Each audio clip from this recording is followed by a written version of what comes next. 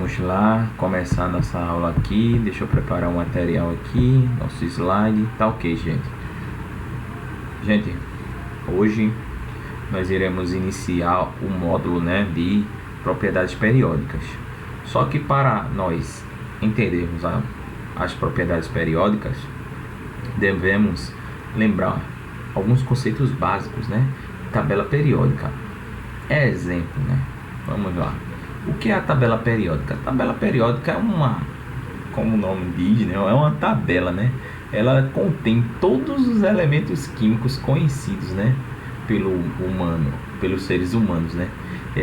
Esses elementos químicos podem ser naturais, tá ok? Ou seja, encontrados aqui na Terra. Deixa eu trocar aqui. Eles podem ser naturais, ou seja, encontrados aqui na Terra, ou seja, na crosta terrestre ou na atmosfera, tá ok? Na forma de, por exemplo, na crosta terrestre, na forma de minério, o ouro, né? A prata aqui, ó, o ouro, a prata, o cobre, são encontrados na crosta terrestre, né? Ou também na atmosfera, né? Por exemplo, o hélio, né? O hélio é encontrado. Então, existem mais ou menos 90 elementos químicos, né, encontrados de forma natural na natureza. O restante, esses elementos químicos, ele, por exemplo, Rutherford, Danúbio, Seabórgio, entre outros, tá ok? Eles são encontrados de forma não natural, tá ok? Isso significa o quê? Que esses elementos químicos, eles são sintéticos, ou seja, são fabricados em laboratório, tá ok? Então, a tabela periódica, né, como eu já expliquei em outros módulos, é uma tabela que foi organizada em função do número atômico, né? Se você pegar um elemento químico, você utiliza símbolos, né, para representá-lo, né? Exemplo, tá aqui o lítio, aí a primeira letra é maiúscula, a segunda é minúscula. Acima você coloca o número atômico, geralmente você coloca o número atômico aqui. Ou também tem muitas representações que utilizam essa forma aqui. Deixa eu trocar aqui, viu, gente? Pronto. Às vezes pegam o elemento químico, ó, coloca Li, aí coloca 3, e significa que isso aqui é o número atômico, é o Z, né? O número atômico é o número de quê? O número de prótons. Ou seja, o número de prótons que existe no núcleo, tá ok? O número atômico significa o número de prótons que existe no núcleo. Então, ó, você pega o elemento químico, coloca o símbolo. Se o símbolo for formado por duas letras, a primeira letra é maiúscula e a segunda letra é minúscula. Aí você pega o número atômico. Na tabela periódica, esse número atômico geralmente está no canto superior esquerdo. Se não tiver, vai estar no canto inferior esquerdo, tá ok?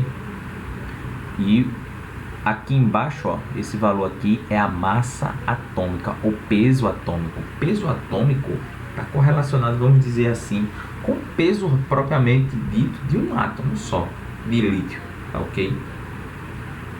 Um conceito mais assim simples, né, para a gente considerar. Aí a tabela periódica está organizada, ó, em colunas e linhas. Só que as colunas, elas recebem, né, nomes, né? Dependendo da coluna, recebe nomes especiais, ok? Então as colunas, isso depende muito da coluna, vai receber nomes especiais. Essa coluna primeira aqui, ó, nós chamamos de metais alcalinos. Essa segunda coluna aqui é os metais alcalinos terrosos. Aí e essas colunas aqui, professor? Essas colunas aqui a gente chama de metais de transição, tá ok? Metais de transição. Essas aqui, ó, essa é família do boro, família do carbono, família do nitrogênio. Essa aqui, ó, a família, né, ou coluna, né? Essa denominação, gente, família, ela já foi abandonada, ok? Em livros de química. Alguns ainda trazem, mas família não se fala mais. Fala-se em grupo 1, grupo 2, ok? Então aqui, ó, o grupo do oxigênio nós chamamos de calcogênios. Calcogênios, tá ok? Já o do flúor nós chamamos de halogênios. Halogênios, tá bem? Aqui, ó, esse último grupo chama-se o grupo dos gases nobres, tá ok? Metais de transição, e aqui, ó, metais de transição interna, né, que é a família dos lantanídeos e actinídeos. Essa organização da tabela periódica é em função do número atômico. Percebe-se o que, ó? O hidrogênio tem número atômico 1, significa que ele tem um próton no seu núcleo. Aí você vai aumentando, ó. Você tem um hidrogênio, depois vem o hélio, número atômico 2. Isso significa o quê? Que ele tem 2 prótons no seu núcleo. Depois ele vem, ó. Isso significa o quê? Que ele tem 3 prótons no seu núcleo, o lítio. Aí você vem com berílio 4, número atômico 4, significa que tem 4 prótons no seu núcleo. E assim por diante. Agora percebe-se o quê? Que da esquerda para a direita, ó, vou passar aqui uma linha. Da esquerda para a direita, o número atômico sempre vai aumentar, ó, 19, 20, 21, tá ok? Da esquerda para a direita, o número atômico sempre é em ordem crescente, né? Do menor para o maior, tá ok? O número, vamos dizer assim, o peso atômico, a massa atômica, esse valor aqui, ó, gente. Aqui por causa do sódio, 22,990. Não confunda massa atômica ou peso atômico com número atômico. O número atômico é um número sem vírgula, ó. 11, 12, 4, 3. O peso atômico sempre vai ter uma vírgula, 24,3, 9,0, 6,94. Tá ok? Isso é uma dica para vocês não confundirem. Então, ó, esses dois cientistas, né, o Lothar Meyer e o Mendeleev, eles que, vamos dizer assim, foram os primeiros a propor essa tabela periódica, os primórdios, né, da organização da tabela periódica, né? Aí a tabela periódica deles não era organizada em função do número atômico. Na época eles não conheciam o conceito de prótons, tá entendendo? Eles conheciam o conceito mais de peso atômico. Então eles organizavam mais em função do peso atômico. Mas eles são considerados os pais da tabela periódica porque foram eles que desenvolveram assim tabelas periódicas mais sistemáticas, ou seja, que seguimos regras, né? Regras bem nítidas. Deixa eu ver aqui. Então veja, vamos partir para um conceito primordial, que é o conceito de carga nuclear efetiva, tá ok? ZEF, né? Carga nuclear efetiva. A carga nuclear efetiva é uma propriedade, né, atômica e pode ser racionalizada pelo conceito, né? O que é a carga nuclear efetiva? A carga nuclear efetiva sentida por determinado elétron em um átomo multieletrônico, ok? Modificado pela presença dos outros elétrons. Vou dar um exemplo aqui. Vocês estão vendo aqui o modelo atômico de Bohr. Não é o modelo mais moderno, né? Mas é um modelo atômico que nos ajuda a entender o conceito de carga nuclear efetiva. Observe uma coisa. Você tem aqui, ó, elétrons, que aqui é o núcleo, hein, gente? Vou riscar aqui, ó. Aqui é o núcleo e isso aqui é a eletrosfera, né? Onde contém-se, né, os elétrons, tá ok? Então, o núcleo atômico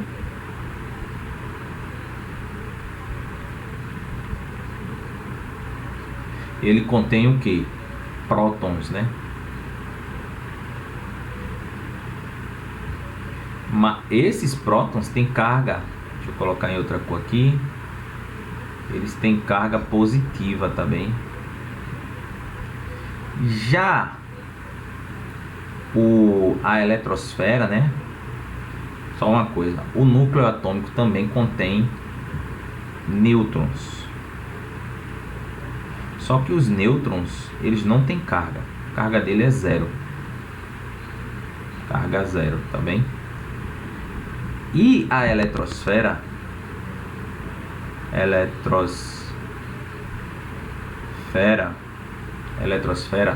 ela contém elétrons. A eletrosfera é essa parte aqui dos elétrons, do átomo, né, em si. Isso aqui é um átomo, hein, gente?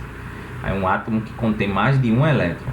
Então a eletrosfera vai conter os elétrons. Só que esses elétrons vão ter carga negativa, ok? E vocês sabem, né? Uma carga positiva com uma carga negativa, a tendência é de elas se atraírem, ok? Mas veja o que ocorre. Todo mundo vai concordar comigo. Se eu tenho uma carga, vamos dizer aqui, ó, tem uma carga positiva, tem uma carga negativa, quanto mais próximo, né, uma das outras, né, entre si, ou seja, quanto menor essa distância aqui, maior será a atração, né? Mas porém, se eu tiver uma carga positiva aqui e uma carga negativa aqui, ó, ou seja, a distância aumentou, todos vão concordar que a atração não vai ser tão... Vai existir atração? Vai. Só que a atração não vai ser tão efetiva, né? O que é a carga nuclear efetiva? Ela mede justamente essa tendência. Por exemplo, ó, quanto mais próximo do núcleo, aqui, ó, esses elétrons estão mais próximos do núcleo, mais eles são atraídos pelo núcleo. Mas observe uma coisa, há elétrons que estão mais distantes do núcleo. Exemplo, ó, esse elétron aqui, ó, em azul. Notem que ele vai ser atraído pelo núcleo? Vai. Só que tem outros elétrons que são mutuamente atraídos pelo núcleo, causando que a carga nuclear sobre esse elétron aqui, ó, o azul, seja menor, né, do que um elétron mais próximo ao núcleo. Então é isso. A carga nuclear efetiva vai medir justamente a relação entre distâncias entre o núcleo e os elétrons. Elétrons mais próximos ao núcleo vão sentir uma carga nuclear bem mais efetiva do que elétrons distantes do núcleo, né? Deixa eu passar aqui. Ó.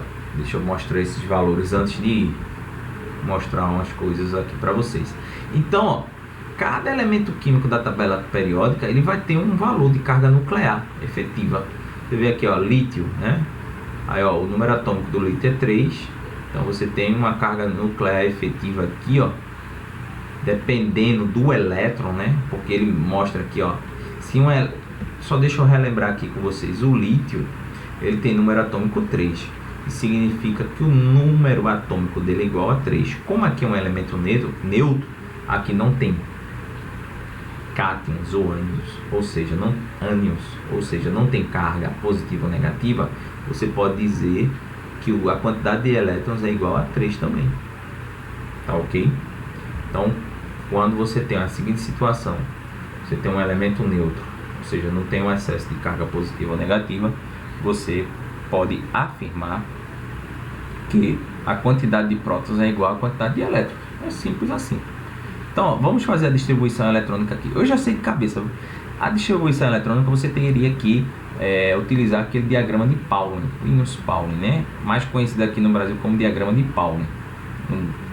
Como eu tenho alertado, né? Aquele diagrama nos outros países não é conhecido como diagrama de Pauling, é conhecido como diagrama de energia. Então, ó, deixa eu trocar a cor aqui para ficar uma cor mais viva. Então, um S2, eu vou distribuir 3 elétrons, hein? 2S1. Então, veja, esses elétrons que estão mais internos aqui, eles têm um valor de carga nuclear efetiva, que ele calcula aqui, ó, 2,69. E esse elétron que está mais distante do núcleo já tem um valor de carga nuclear efetiva menor, 1,28. Então, ele dá esses valores aqui, ó, para os elétrons, dependendo do nível eletrônico, né? Aqui é o nível, dependendo da camada. Aqui é a camada K, porque a camada K, ó, o número atômico principal. Número atômico não. Número quântico principal aqui é 1. Aqui, ó, o número quântico principal é 2. Então, ó, aqui é a camada L. Tá ok? E lembra, né, que os níveis, eles são associados às letras K, L, M, N, O, P e Q. Bem simples assim. Então é isso, né? Aí veja, deixa eu mostrar uma coisa aqui a vocês. Pronto. Então veja, como é que a carga nuclear efetiva é calculada, né? No ensino médio, nós não vamos nos ater a questões de cálculo de carga nuclear efetiva, tá ok? Isso é um assunto que provavelmente vocês vão ter numa faculdade, né? E dependendo da faculdade, se você fizer um curso de química especificamente, tá ok? Aí você vai abordar esse assunto. O que nos interessa aqui é a interpretação qualitativa, ou seja, o que vai representar.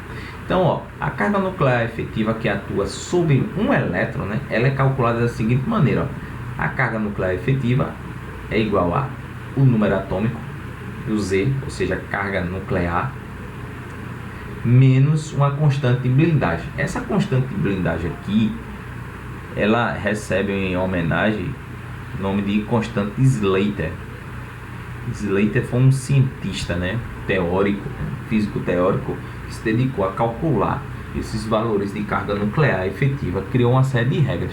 Mas para o ensino médio, isso aqui é mais informação, viu, gente, que eu estou divulgando. O que nós temos que nos ater aqui é a questão do Z, ok? Ou seja, o número atômico.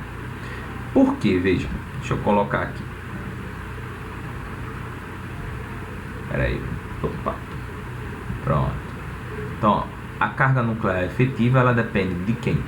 Do número atômico menos a constante de blindagem. Vamos dizer aqui, ó, eu vou afirmar, não é correto, eu só vou dar um exemplo, que essa constante de blindagem, né, o S, ela, para qualquer átomo aí, ela vai valer 2, tá ok? Vai valer 2.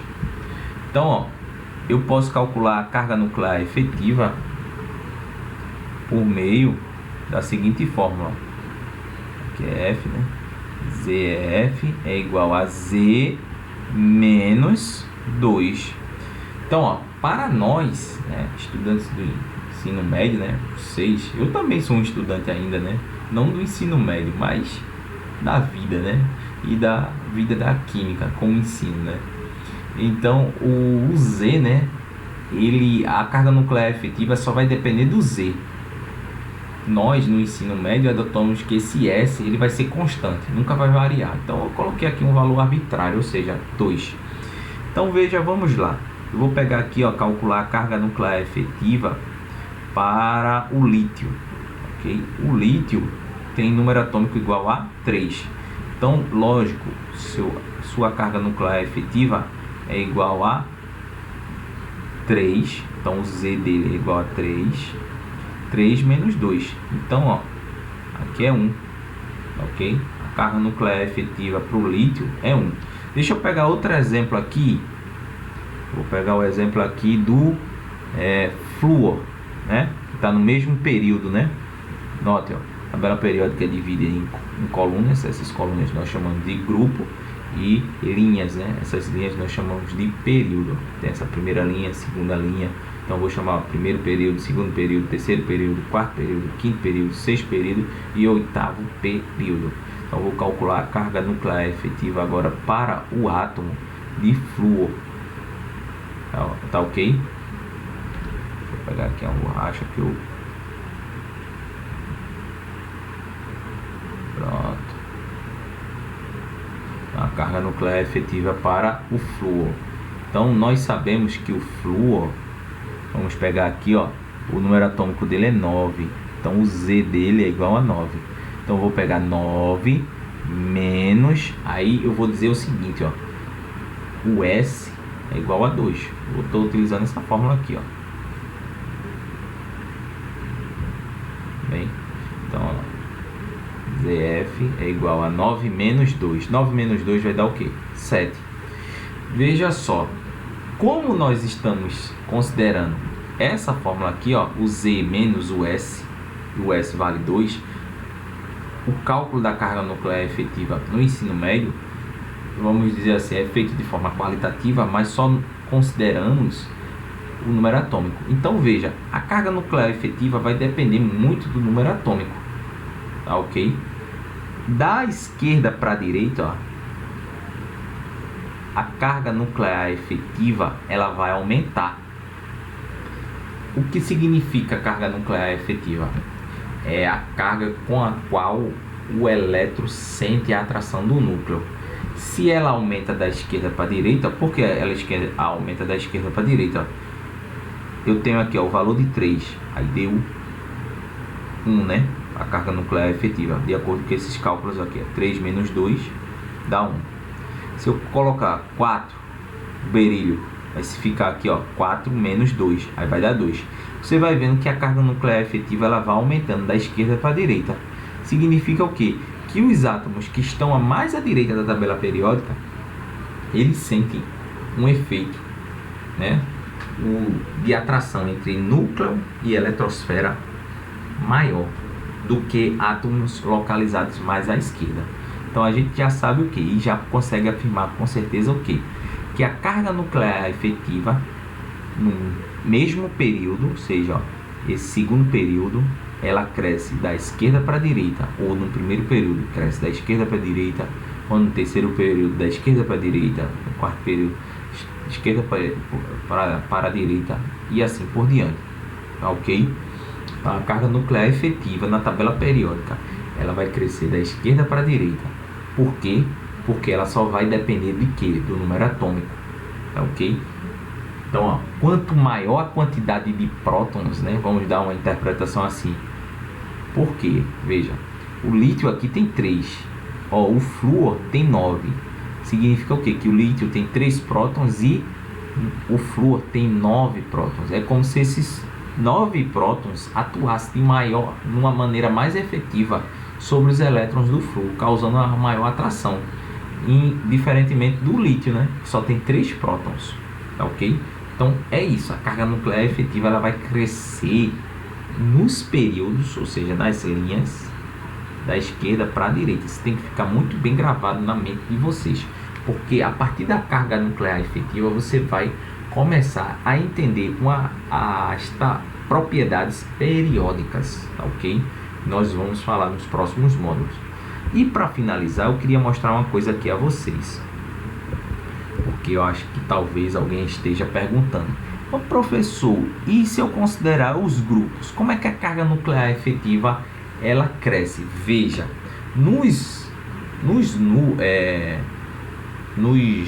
grupos eu não posso fazer essa afirmação simples assim, ó, que a carga nuclear efetiva ela só vai depender do número atômico, porque você poderia dizer assim: vamos analisar aqui um grupo. Eu tenho hidrogênio 1, lítio 3, sódio 11, estou falando número atômico, potássio 19, rubídio 37, césio 55 e frâncio 87, né? Então você já poderia afirmar: então a carga nuclear efetiva, como ela só depende da quantidade de prótons no núcleo, ela vai crescer de cima para baixo, né? Mas não é assim. Por que não é assim? Porque essa constante de Slater aqui, ó, que a gente está considerando, nós afirmamos que ela vale 2. Só que a constante de Slater ela não vale 2, ela depende de uma série de cálculos avançados, tá ok? Que não é legal você ver agora no ensino médio. O que é interessante você entender a carga nuclear efetiva é que ela cresce da esquerda para a direita no mesmo período. Agora, o que nós podemos falar é o seguinte: a carga nuclear efetiva ela vai depender muito do tipo de orbital que está presente no átomo. Vou dar um exemplo aqui, ó. Você tem um lítio, né? Li, número atômico 3. Então a distribuição eletrônica, ó, 1s2, 2s2, 2s2 não, 2s1, porque o Z aqui é igual a 3. Aí veja, eu vou pegar aqui o flúor, né? Tem número atômico 9, o Z é igual a 9, então ó, 1s2, 2s2, 2p, veja, tem que dar 9, hein? Já foi 4, então aqui ó, 2p, 5, ok? Porque ó, 2 com 2 dá 4, com 5 dá 9. Então veja, quando eu comparo no mesmo período, eu só olho o número atômico. Mas vamos alterar o período aqui. Vou dizer aqui para vocês, vamos pegar o exemplo do sódio, ok? O sódio, vou escrever aqui, ó, Na11. Ele está num período diferente, tá ok? Então, o Z dele é 11. Então, vai ser 1S1, 2S2, 2P6. Tem que dar 11, hein? Já foi, ó, 2 com 2 dá 4, com 6 dá 10. Aí, depois vai vir o que? 3S1. Então, veja, qual a diferença aqui? Primeira, já entrou outros períodos e outros tipos de elétrons em termos de orbital. Vai ter elementos que vai ter orbitais D, vai ter elementos que vai ter orbitais F. Então, quando você falar em carga nuclear efetiva no grupo, você vai ter que considerar uma série de coisas. Mas para a gente simplificar, né, para também não ficar tão perdido, eu posso dizer uma coisa: é o efeito de blindagem dos orbitais, tá ok? Vocês sabem que os orbitais têm formatos, né? O orbital atômico, ele nada mais é que uma função de onda, né? Ou seja, é uma matemática bem complexa. E eu consigo representar essas funções de onda por meio de figuras, tá ok? Veja, o orbital S, ele tem um formato, né? A sua função de onda tem um formato de uma esfera. Todo mundo concorda que uma esfera, né, ela consegue blindar de forma mais efetiva, né? Vamos dizer aqui, ó, se eu colocar uma carga aqui, ó, vamos dizer aqui que aqui é o núcleo atômico, aqui, ó, eu tenho elétrons. Então, ó, esses elétrons aqui, ó, eles vão ser blindados por esse orbital, né, aqui que contém um elétron, de forma igual. Todo mundo concorda, né? Porque a esfera é uma, vamos dizer assim, é uma figura geométrica que tem uma certa simetria, tá ok? Já o orbital P, né? A função de onda, né? Tem essas formas aqui, ó, como se fosse, vamos dizer assim, não são duas esferas. O orbital P é a junção de dois nodos, tá ok? Aí o orbital P, ele tem essa falhazinha aqui, ó, no meio, que chama plano nodal. Se eu colocar aqui, ó, uma carga aqui e uma carga aqui, aqui é o núcleo, aqui provavelmente vai ser mais atraído pelo núcleo do que uma carga que esteja aqui, né, nessa região do orbital D, tá ok? Bem como os orbitais F, né? Os orbitais F tem essa forma aqui, ó. Então, observe o poder que o núcleo tem em atrair elétrons da eletrosfera vai depender do orbital, ou seja, da forma do orbital. Então, de forma geral, a gente pode afirmar assim, ó, o poder de penetração de um orbital S, né, é maior em relação ao orbital P, em relação ao orbital D e em relação ao orbital F. Ou seja, um átomo que tenha orbitais S consegue blindar o efeito de atração do núcleo sobre os elétrons de forma mais efetiva do que átomos que têm um excesso de orbitais P, orbitais D e assim por diante, viu, gente? É uma forma que eu achei mais simples de passar esse assunto e também não perder a questão de conceito. Porque muitos professores às vezes vão passar esse conteúdo, mas cometem erros, né, conceituais. Então, assim, a interpretação é essa: os orbitais, né, P, S, D e F, eles têm formatos diferentes. Então, eles blindam de forma diferente os elétrons, tá ok?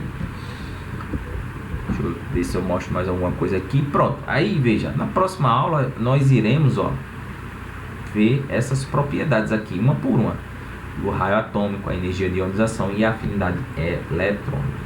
Gente, obrigado e até a próxima, tá ok?